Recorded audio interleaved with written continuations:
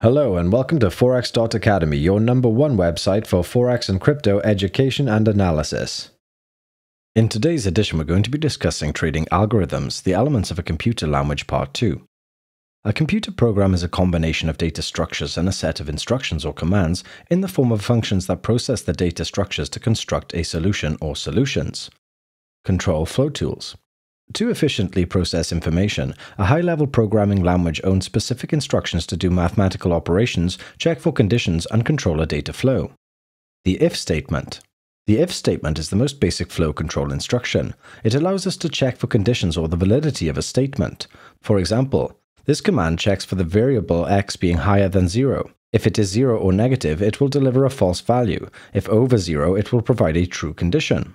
The if statement combined with the else statement handles the flow of the information. If or else is mostly similar in all languages. Iterators. Iterators are used to move through the components of a data structure, such as lists or arrays. There are several ways to iterate. Some are language specific, but most are present in all languages. The for statement. The for statement is used to do an orderly iteration on an array or list. In C++, it has the following structure.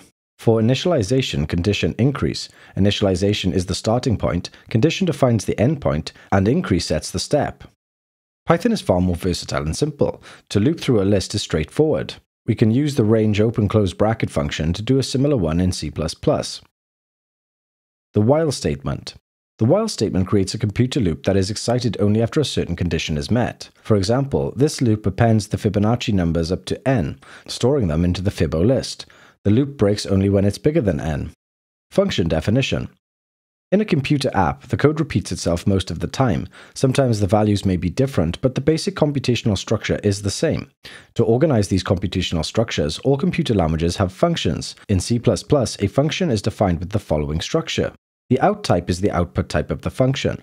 It can be an integer, a floating point, or any other data structure pointer. It can also be no output at all. The parameters are inputs to the function, but can be used to modify an external structure as well. In Python, the definition is simpler. If the function returns a value or data structure, it is delivered through a return statement. The following example shows the fib function, which computes the Fibonacci numbers up to the input parameter. The results of the Fibonacci computation are stored in the Fibo list, which, after exciting the while loop, is returned. The variable res is assigned the output of the fib function and printed. Please note that the last two statements are not part of the fib function. The last introductory article on high-level languages will talk about classes, objects, and object-oriented programming. Once we have completed the basic wrap-up on programming language features, we will start studying trading-focused algorithms in the coming videos. If you enjoyed the video, then please like and subscribe, and leave a comment down below about anything you would like us to discuss in future, or if you have any questions about this particular video. Have a great day.